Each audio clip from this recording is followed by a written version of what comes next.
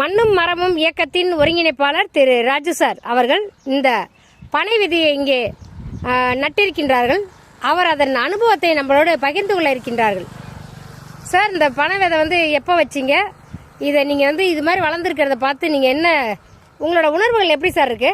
இந்த 2019 நவம்பர் மாதம் தீபாவளி நாள் இந்த ஏரிக்கரையில் கூத்தாப்பறை ஏரிக்கரையில் பனை விதை ஒரு 1500 பனை விதை நட்டது. அது இப்போ மரமாக வளர்ந்துருக்கிறத பார்த்து ரொம்ப சந்தோஷமாக இருக்குது.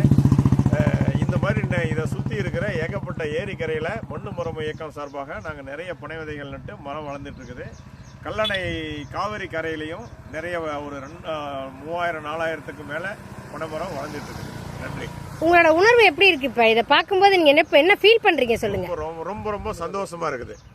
எங்களால் ஒரு மாற்றம் நிகழ்ந்திருக்கேன் அப்படிங்கிறதுக்காக நம்ம ஏன்னா எதை வச்சாலும் நம்ம மறந்துடுவோம்.